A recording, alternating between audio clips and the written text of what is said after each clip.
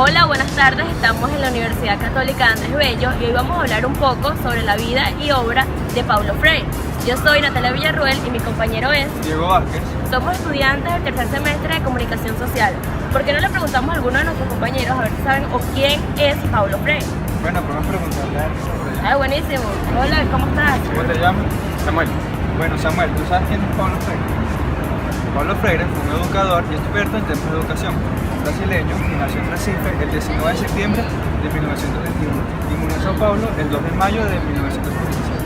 Él fue uno de los pedagogos más significativos y más influyentes del siglo XX. Wow, qué interesante. ¿Te parece bien? Bueno, ya volvemos. Es así, ahora conoceremos cuáles fueron sus aportes teóricos y de investigación. Paulo Freire concibió su pensamiento pedagógico que a la vez un pensamiento político.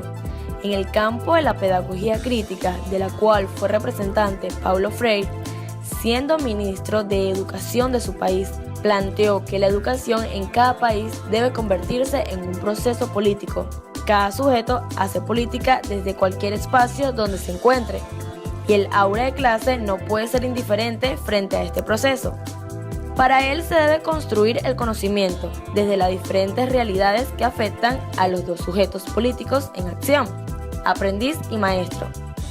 Plantea que el maestro debe ser el ente que lleve a los aprendices a pensarse la sociedad en la cual están desarrollando su proceso de aprendizaje, mientras que el aprendiz debe construir el conocimiento como un acto político para pasar de ser seres sociales pasivos a seres sociales activos, críticos y pensantes de la sociedad a la que pertenecen. En resumen, definió la educación como un proceso destinado no a la domesticación, sino a la liberación del individuo a través del desarrollo de su conciencia crítica. De la pedagogía crítica propuesta por Freire se desprende la literacidad crítica, que puede ser definida como el uso del lenguaje que cuestiona la construcción social del individuo. La alfabetización crítica, también conocida como alfabetización liberadora o concientizadora, es el pensamiento pedagógico de Freire, así como su propuesta para la alfabetización de adultos. Freire elaboró una propuesta de alfabetización cuyo principio básico era: la lectura del mundo precede a la lectura de la palabra. Su objetivo es, incluso antes de iniciar el proceso de alfabetización, llevar al educando a asumirse como sujeto de aprendizaje, como ser capaz y responsable. Además de todo esto, Freire hace una crítica a la educación que toma a los educandos como recipientes en los cuales será depositado el saber, es decir, donde el educador es el único poseedor del conocimiento y es él quien va a transmitir los conocimientos a los educandos, de tal forma que estos se convierten en sujetos pasivos y por tanto un sujeto oprimido. En vez de comunicarse, el educador hace comunicados. A este tipo de educación lo llamó bancaria o pedagogía tradicional, donde los educandos solo reciben y permiten la información. Freire consideró que la educación bancaria debe cambiar a una educación con una visión crítica del mundo en donde vivimos, puesto que no permite la conciencia de la realidad y la liberación de los educandos y solo sirve a la clase dominante u opresora. Ahora les hablaré un poco de en qué momento histórico surgieron sus teorías. A Paulo Freire le tocó vivir y padecer la pobreza y el hambre durante la Gran Depresión del año 1929 en Brasil. Esta experiencia lo llevaría a formar sus preocupaciones por los pobres y a forjar su perspectiva educativa.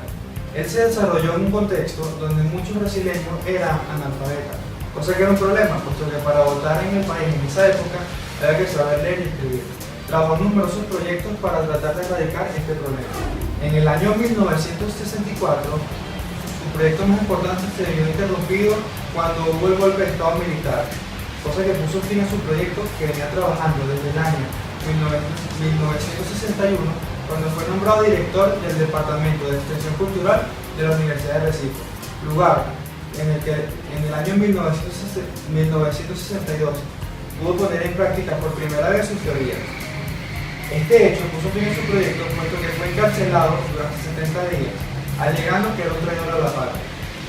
Luego estuvo exiliado en Bolivia un tiempo, para luego estar en Chile 5 años, donde trabajó en las Naciones Unidas.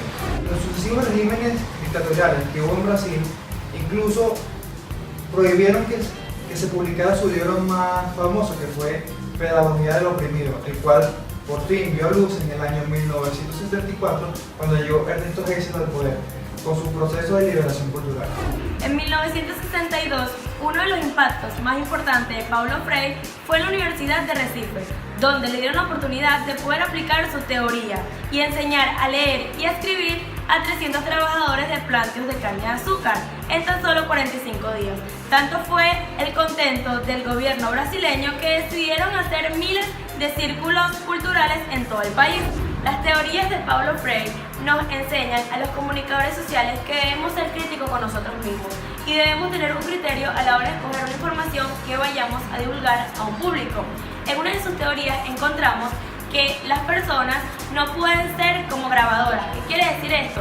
Que no podemos andar divulgando una información sin tener un material sustentable. Durante todo el video conocimos un poco de lo que fue la vida y obra de Paulo Freire, uno de los pedagogos y educador más importantes de toda Latinoamérica. Bueno, espero que les haya gustado este video sobre Paulo Freire para conocer un poco de su vida, uno de los pedagogos y educadores más importantes de Latinoamérica. Esta información nos sirve tanto a los comunicadores sociales como a los estudiantes de cualquier tipo de carrera. Espero que les haya gustado el video y si fue así, denle like, si no les gusta, denle igual y nos veremos en otra ocasión. Chao.